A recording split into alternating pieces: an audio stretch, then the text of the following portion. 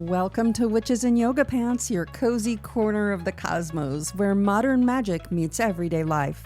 We're here to explore magic, mindfulness, and personal growth with a grounded, no-fluff vibe. Whether you're into moon rituals, tarot spreads, or just trying to survive Mercury retrograde, you are in the right place. So get ready to disrupt some old patterns, explore what it means to reclaim your power, and remember who you really are. So pull up your yoga mat, light a candle, and let's get into it. Well, hello and welcome back. I'm really glad you're here. This is part 2 of our series on masculine archetypes. And today we're moving into 4 energies that tend to show up around change, challenge, and transformation. Before we begin, I want to briefly come back to the foundation we set in the first episode. These archetypes are not roles that you need to step into. They're not fixed identities, and they're not something you either are or are not. They're patterns of energy, ways of being that move through you at different times in your life. You may recognize one as being something you're currently experiencing, or you may hear one and think, I've been there before. Or you might notice something here that feels like it's just starting to emerge.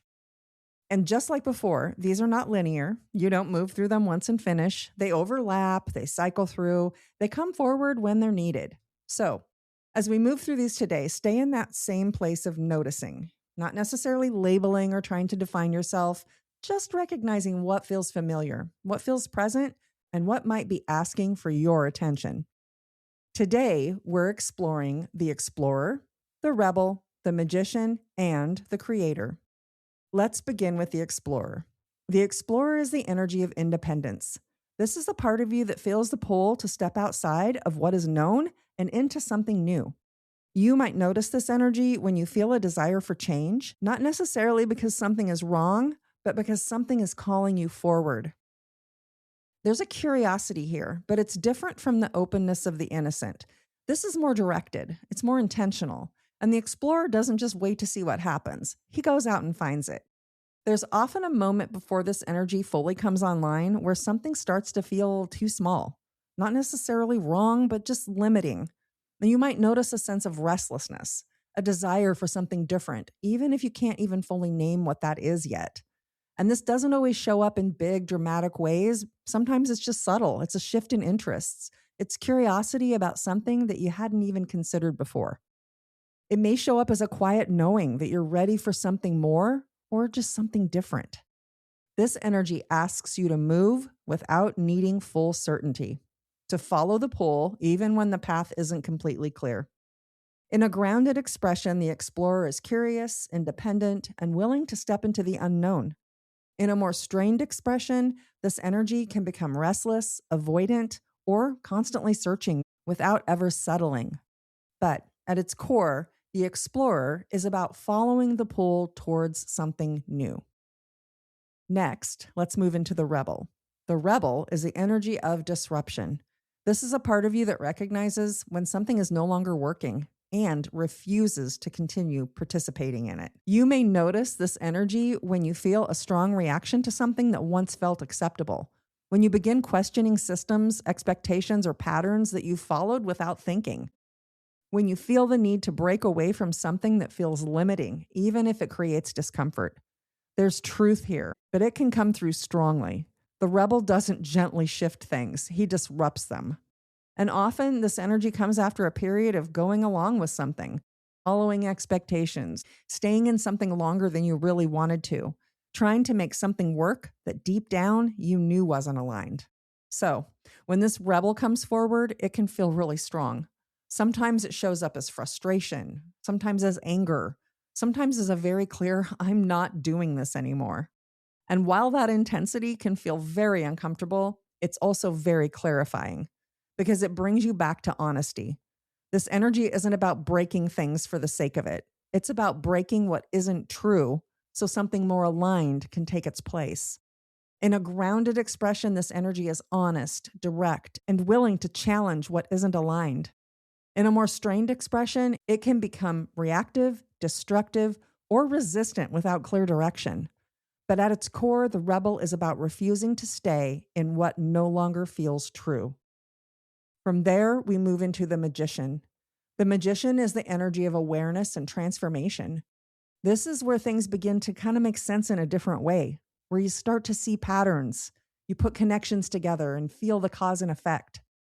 This is often where things begin to click, when you can look back and start to understand why certain things happened the way they did, why patterns repeated, why certain choices led to certain outcomes. There is a kind of perspective here that wasn't available before. And with that comes a shift. Because once you see something clearly, you can begin to work with it differently. You're no longer just reacting. You're responding with awareness. This energy can feel quieter on the outside, but it's very active on the inside. In a grounded expression, the magician is perceptive, aware, and able to create change through understanding. In a more strained expression, this energy can become manipulative, overly analytical, or disconnected from action. But at its core, the magician is about seeing clearly and using that awareness to transform. And then we come to the creator. The creator is the energy of building. This is where ideas, insight, and direction begin to take form, where something moves from just being internal to being fully expressed in the external world. You might notice this energy when you feel the urge to make something, to build something, to take what you've learned and turn it into something tangible. There's focus and movement here. And the creator doesn't just think about what's possible, he starts putting it together. This is often where things begin to move in a more tangible way, where ideas that have been forming start to take shape, where something shifts from, I've been thinking about this, into, I'm actually doing this.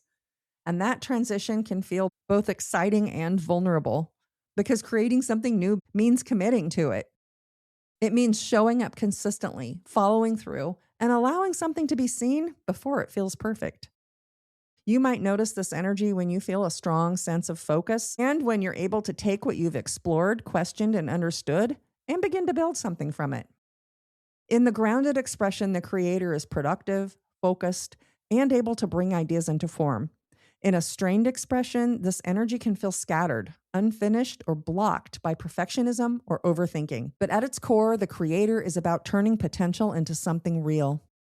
You may notice that these four tend to build on each other in a certain way.